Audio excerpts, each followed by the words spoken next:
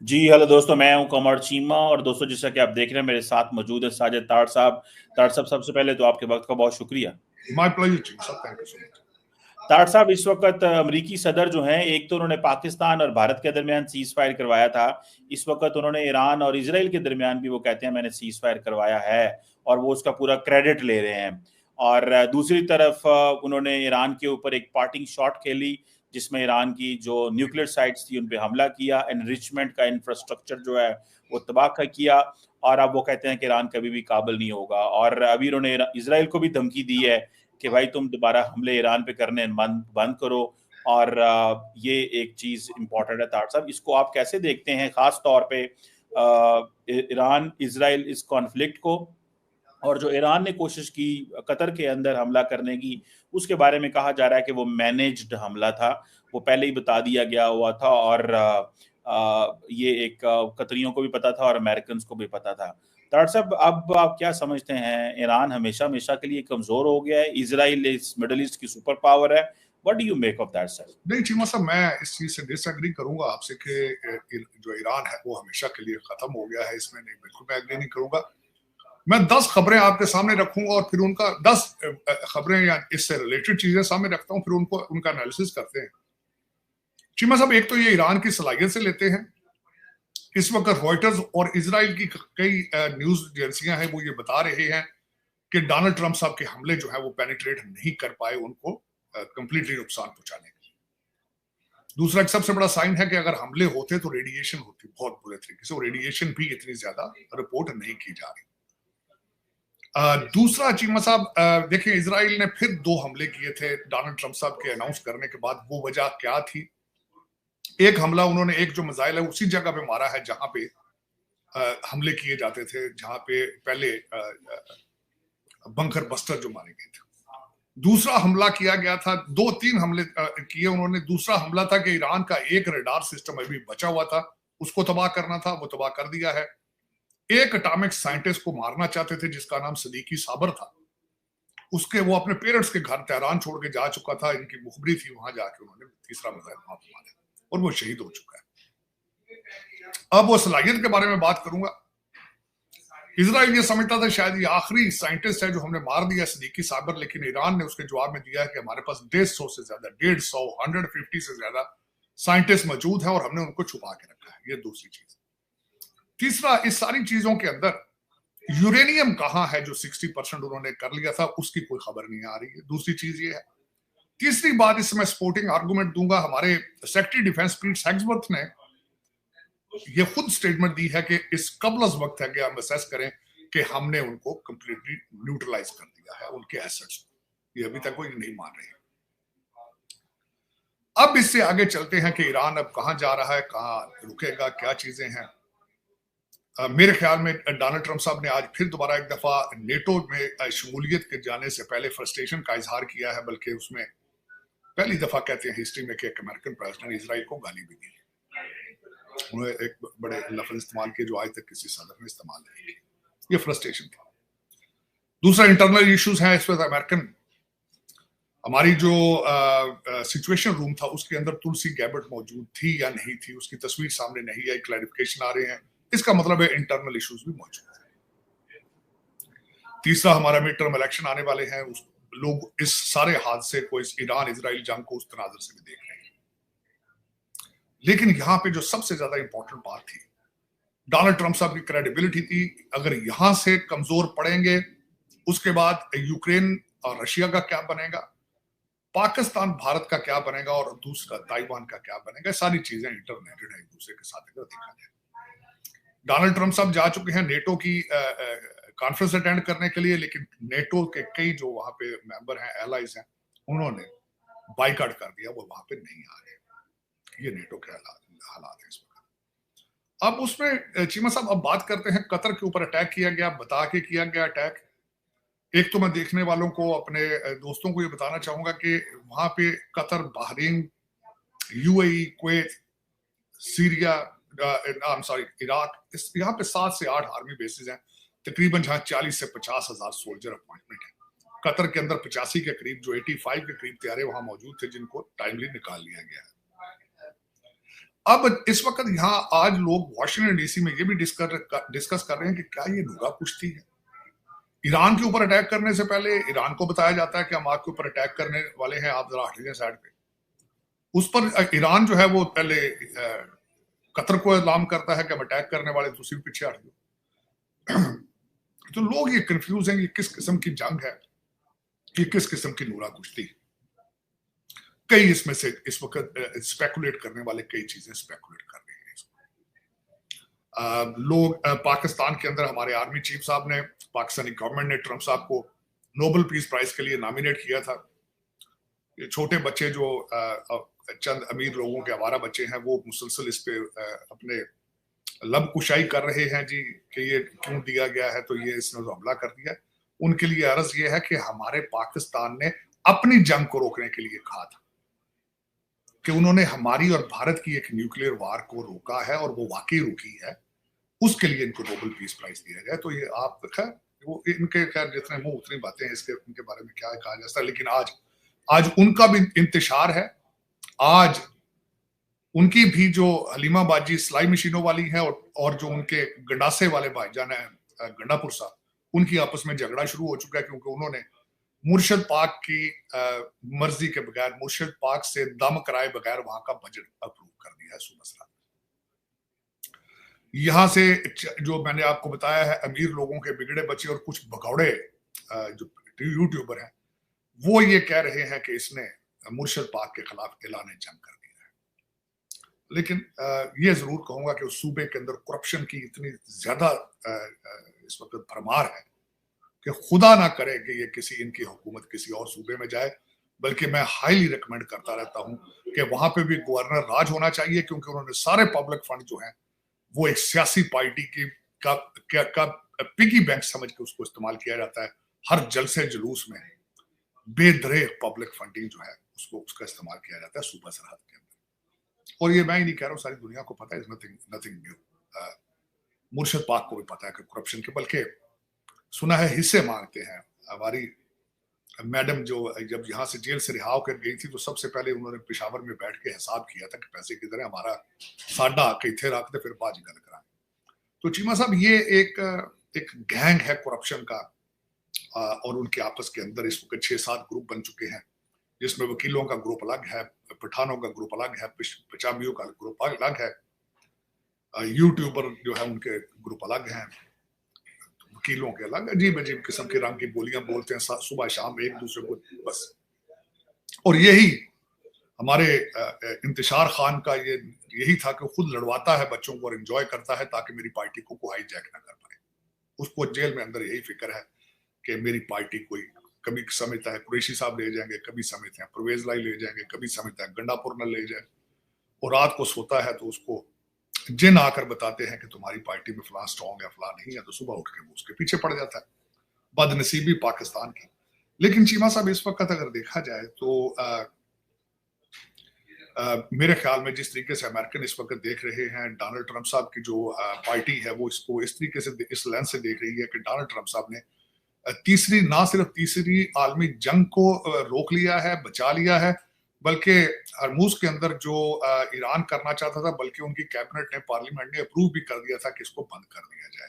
और उससे जो इन्फ्लेशन होनी थी वो एक बहुत अनबिलीवेबल सारी दुनिया के लिए। बल्कि जो ही डोनाल्ड ट्रंप साहब ने ट्वीट करके मुबारकबादें दी, God bless America, God bless Iran और इजराइल कहा, तो तेल की कीमतें 8-8, 9-9 डॉलर पर बैरल गिर गई। तो इस वक्त मुझसे बार बार पूछा जाता है, क्योंकि मैं ट्रंप सपोर्टर हूं, कि जी डोनाल्ड ट्रंप साहब कुछ नहीं कर पाए कुछ। मैंने कहा 12 साल की तैयारी, ओबामा ने weak foreign policy, Donald Trump साहब 100 दिनों के अंदर कौन सा जादू है, या तो को पाकिस्तान से जिन्नात उधारे ले दें हमें, को 5-6 जिन जो है वो मैडम पीरनी को कहे कि उनको अगली फ्लाइट पर बिठा दें पाकिस्तान से अमेरिका, और वो डोनाल्ड ट्रंप साहब इस्तेमाल करके सारी चीजें जो है ठीक कर लें। या तो ये तरीका हो सकता है, नॉर्मल तरीके से, इंसानी तरीके से 12 साल का जो एक वीक फॉरेन पॉलिसी है 100 दिन के अंदर फिक्स नहीं हो सकती। It is impossible. फिर दूसरा कहा जाता है कि जी आप वकील हैं, आप जर्नैलों को सपोर्ट करते हैं, आपके जर्नैल ये कर गए।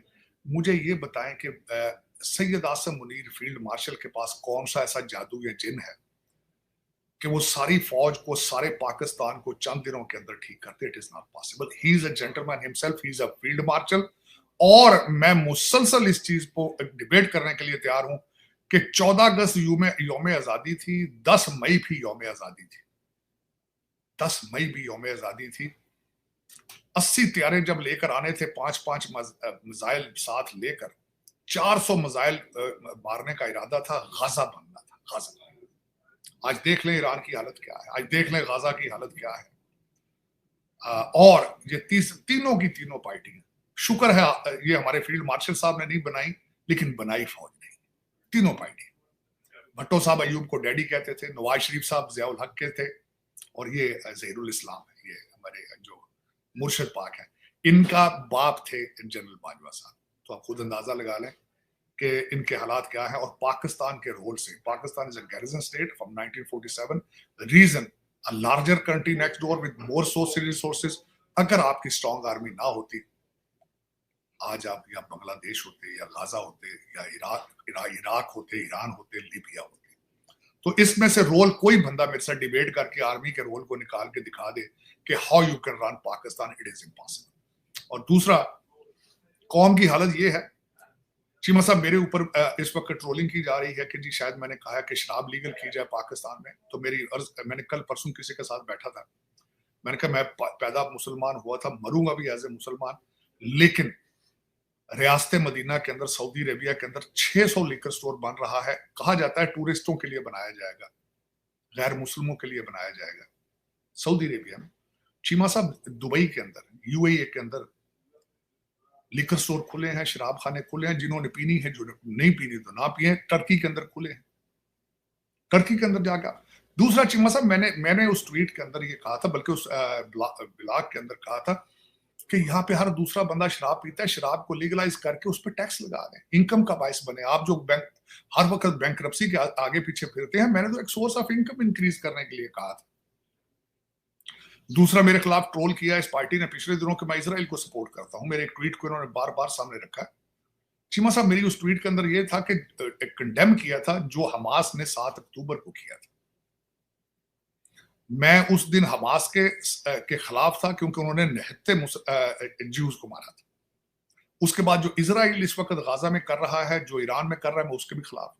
मैं दुनिया में किसी भी ह्यूमन सफरिंग जहां भी हो, चाहे हिंदू, सिख, कोई भी हो, क्रिश्चियन हो, मुसलमान हो, मैं उसके खिलाफ हूं, ह्यूमन सफरिंग के खिलाफ हूं।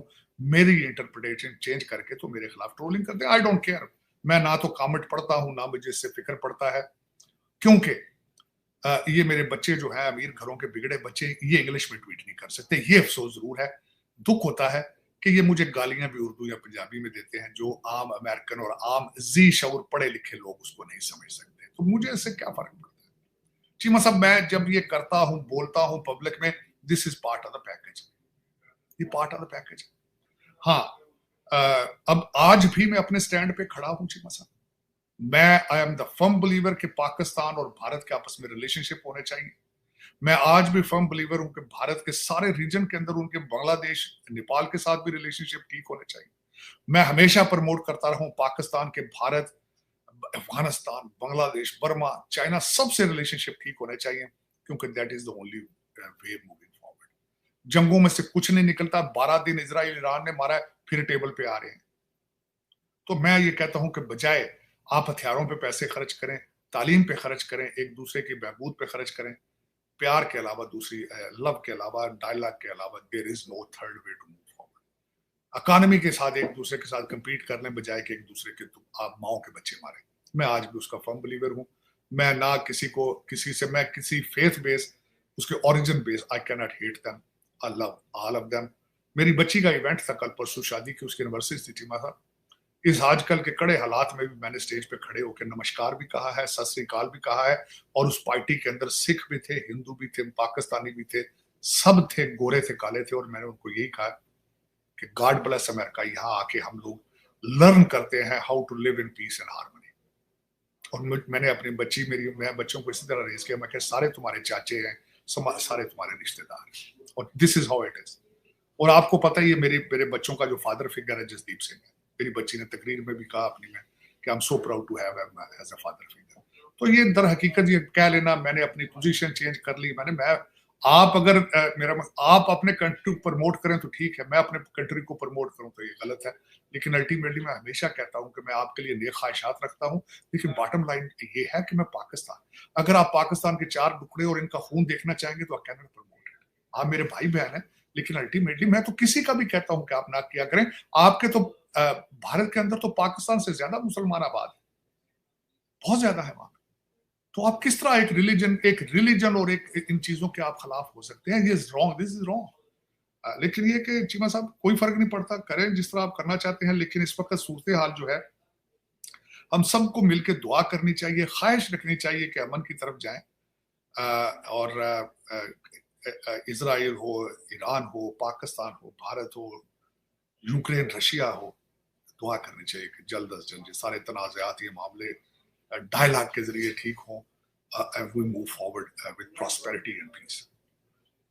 बिल्कुल सही कहा आपने ताड़ साहब, और आप इसमें तो कोई शक नहीं है, हमेशा ह्यूमैनिटी की बात करते हैं, दुनिया के जिस फोरम पे भी खड़े हों।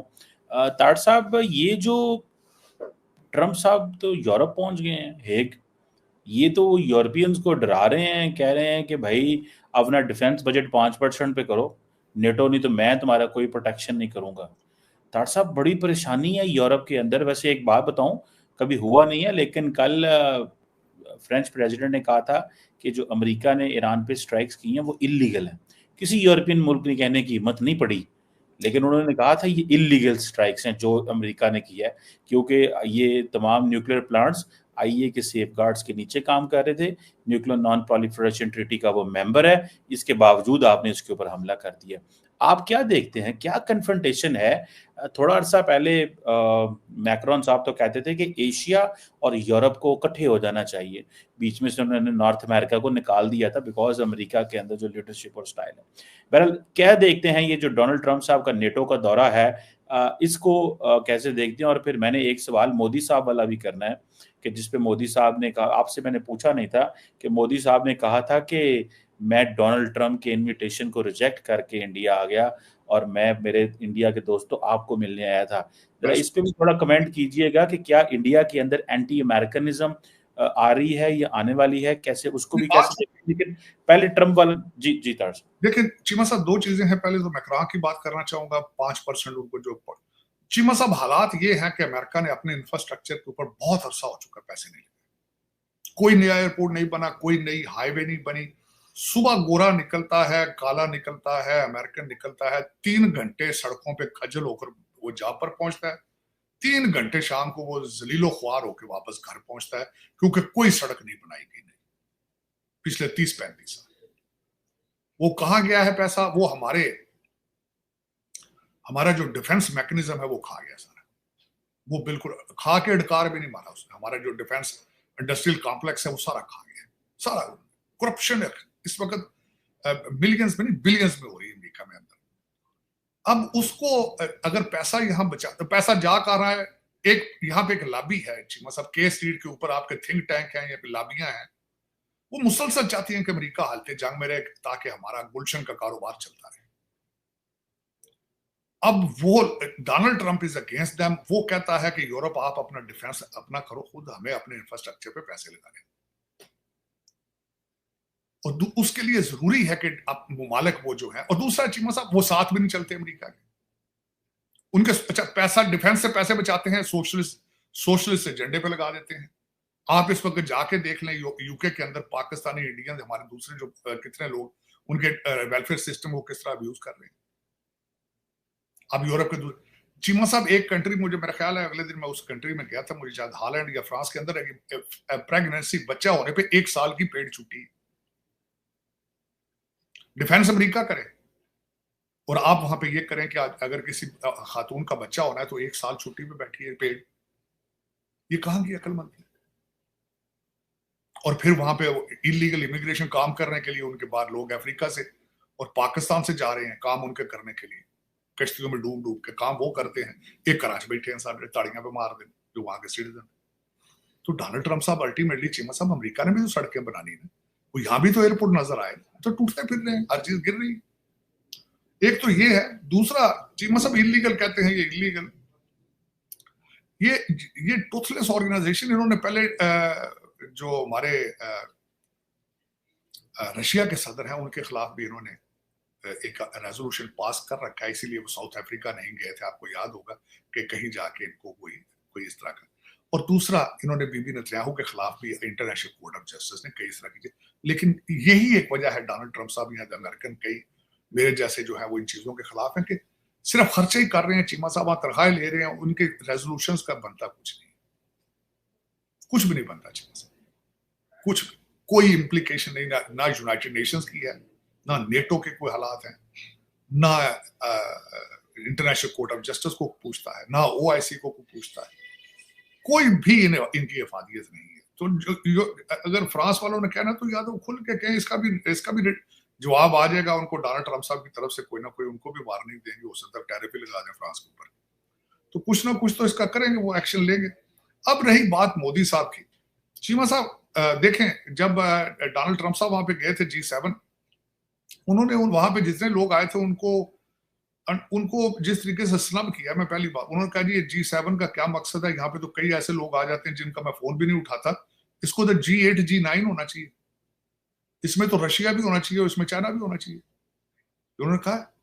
दूसरा, उन्होंने देखें जो बात हुई थी, बल्कि मैं समझता हूँ मुझे उस पर भी इन्होंने फौरन डैमेज कंट्रोल किया था, फौरन इन्होंने कहा जी कि इनकी टेलीफोन पे बात हुई है 35 मिनट। अब वो क्या हुई है क्या नहीं हुई है, लेकिन डैमेज वाज डन। वो ना सिर्फ इनसे नहीं मिले बल्कि वो यूक्रेन के सदर से भी नहीं मिले थे। और दूसरी जो सबसे बड़ी बात है कि डोनाल्ड ट्रंप साहब को इतनी जल्दी थी वापस आए, तो वापस आके उन्होंने हमारे फील्ड मार्शल सैयद आसिम मुनीर को 1 घंटा मिलना था, उसी दिन 2 घंटे बैठे रहे उनके साथ। और जो उन्होंने बताया उनको उनके साथ, वो एक अलग चीज है कि आप ईरान को भी हमसे ज्यादा समझते हैं, and I am honoured to have you here. तो इस वक्त जो दर हकीकत भारत की फॉरेन पॉलिसी जो अपने आप को रीअलाइन नहीं कर रही, चीमा साहब अपना नुकसान कर रहे हैं। वो रीअलाइन करने का मकसद ये है कि हवाओं के रुख जब बदलते हैं तो हवा के साथ चलते हैं। हवा के साथ चलने से मुराद ये है कि डोनाल्ड ट्रंप साहब के मिजाज को समझने से वो कासर रहे हैं।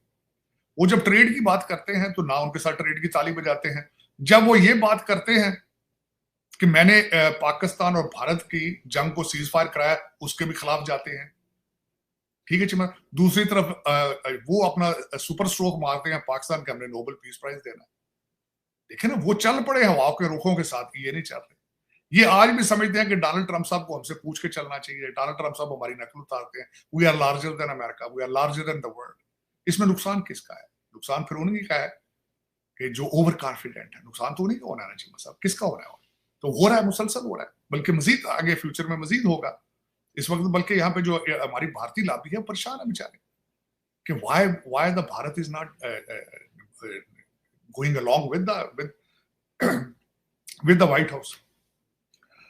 चीमा साहब, इसमें मैं समझता था कि बहुत समझदार डिप्लोमेट है, वो डैमेज कंट्रोल करेंगे, भारत अमेरिका के साथ चलने की कोशिश करेंगे। पहले चलते रहे हैं, जब से पाकिस्तान का नाम इक्वल बेसिस पे उनको, मेरे ख्याल में सबसे बड़ा एतराज ये है कि पाकिस्तान का नाम भारत के इक्वल क्यों लिया जाता है, ये उनसे डाइजेस्ट नहीं हो रहा है। लेकिन सर्कमस्टांसेस हैज चेंज। 10 मई के बाद दुनिया का रुख जो है मेरे ख्याल में, और जो मैं अब दोबारा रिपीट कर देता हूँ, पहला मास्टर स्ट्रोक था कि उन्होंने कहा था कि किसी थर्ड पार्टी के साथ मिलकर इन्वेस्टिगेशन करा लें। ये पहला मास्टर स्ट्रोक था पाकिस्तान की फॉरेन पॉलिसी का। दूसरा मास्टर स्ट्रोक था बिलावल भुट्टो साहब का, जो उन्होंने यहाँ आके कहा है कि हम अमन चाहते हैं, सारी दुनिया से कहेंगे कि आप भारत और पाकिस्तान को टेबल पर बिठा के अमन की तरफ लेके जाए। ये दूसरा। तीसरा जो है मेरे ख्याल में मास्टर स्ट्रोक है, वो आपके फील्ड मार्शल साहब ने अमेरिका आके किया है। जिस तरीके से उनको रिसीव किया गया, जिस तरीके से उनकी 1 घंटे की मुलाकात 2 घंटों में हुई, जिस तरीके से पेंटागन ने उनको रिसीव किया, जिस तरीके से उनकी दूसरी मुलाकातें हुई, मेरा ख्याल है भारत को चाहिए कि इन चीजों को रिकैलिब्रेट करें, अपने आप को रिकैलिब्रेट, अपनी फॉरेन पॉलिसी को रिकैलिब्रेट करें। It's nothing wrong with it, otherwise they may hurt themselves furthermore. बिल्कुल तार साहब, बात सही है कि रिकैलिब्रेशन करनी चाहिए। और वो कॉन्फिडेंस, तार साहब एक अक्सर आप अमेरिकी लॉबी की बात करते हैं, इंडियन लॉबी की अमेरिका के अंदर बात करते हैं। मैं सवाल करना चाहता हूं, इस पे आप जरा कमेंट कीजिएगा। क्योंकि जब डोनाल्ड ट्रंप साहब आए थे तार साहब, आपने बहुत एलैबोरेट तरीके से हमें बताया कि किस तरह इंडियन लॉबी जो है वो अमेरिका के सिस्टम में आ गई। डॉक्टर साहब, तार साहब, तुलसी गैबर्ड साइडलाइन हो चुकी हैं। अभी आप बता रहे थे कि जो उस मीटिंग जो सिचुएशन रूम के अंदर वो मौजूद थी या नहीं होती तो जरूर तस्वीर आती। ये नहीं हो सकता कि इतनी बड़ी बंदा अंदर मौजूद हो और उसकी तस्वीर ना आए, पहली बात।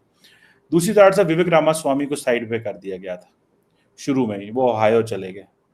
तीसरा तार माइक वॉल्ट्स इंडिया कॉकस का हेड था, नेशनल सिक्योरिटी एडवाइजर था।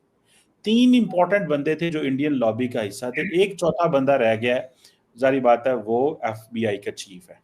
और वो भी कोई इस तरह की कंट्रोवर्शियल बात नहीं कर रहे। लेकिन क्या आप समझते हैं कि इंडियन लॉबी को आहिस्ता आहिस्ता निकाला जा रहा है, साइडलाइन हो गई है, हालत सिचुएशन ऐसे बन गई है, या कि आप समझते हैं कि ये ऑन पर्पस नहीं हो रहा, ये सिचुएशन को इस तरह क्रिएट हो रही? What do you make of that?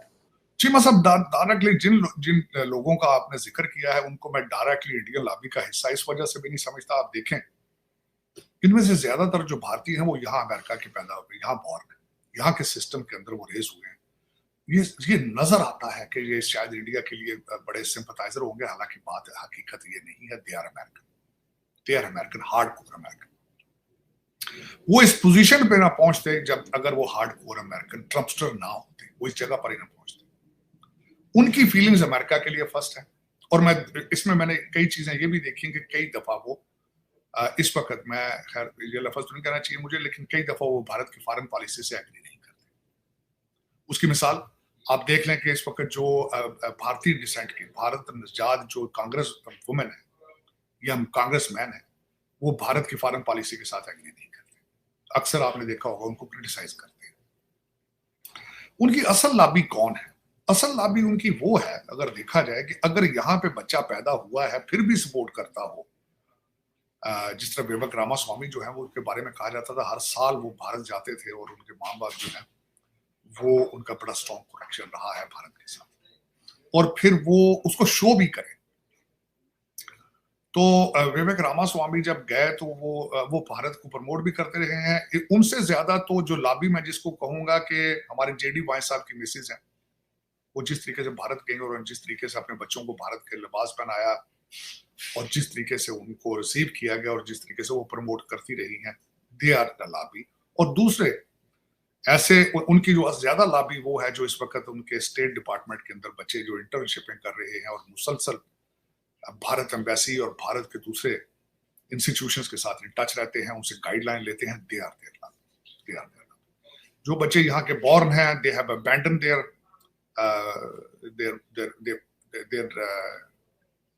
Opinion specially और फीलिंग्स।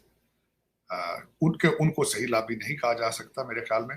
लेकिन जो मैंने आपको बताया है कि जो इस पोजीशन में हो और फिर भी वो दे आर एट लार्ज। और इस वक्त भारतीय डायस्पोरा जो है अमेरिका का एक अमीर तरीन डायस्पोरा है, उनका बड़ा इन्फ्लुएंस है।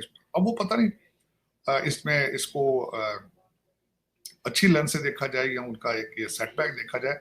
डोनाल्ड ट्रंप साहब के पीरियड के अंदर उस चीज को डिफरेंटली देखा जाता है मेरे ख्याल में, क्योंकि जो ज्यादा झुकाव भारत की तरफ था वो क्लिंटन पीरियड में, ट्रंप पीरियड, ओबामा पीरियड में और बाइडेन पीरियड में रहा है। अब चीजें जो है वो तब्दील होती नजर आती हैं। उसका सबसे ज्यादा मैं समझता हूँ जो इम्पैक्ट है वो ये है कि ओवर कॉन्फिडेंट होना। 56 इंच की छातियां दोनों लोगों की 56 की हैं, तो आप फिगर आउट कर लें कि फिर वो एक दूसरे से किस तरह डील करेंगे। डॉक्टर साहब, बात तो सही है, दोनों साइड पे 56 इंच है।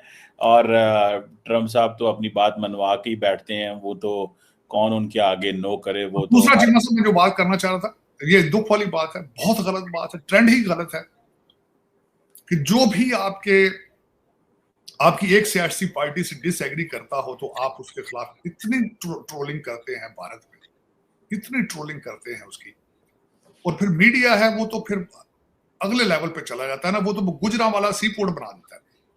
जिस तरह जंग के दौरान लाहौर में भी सी पोर्ट थी और गुजरांवाला का भी साथ जो था वो समुद्र साथ रखता था। आप देख लें फिर ये किस लेवल पर जाते हैं।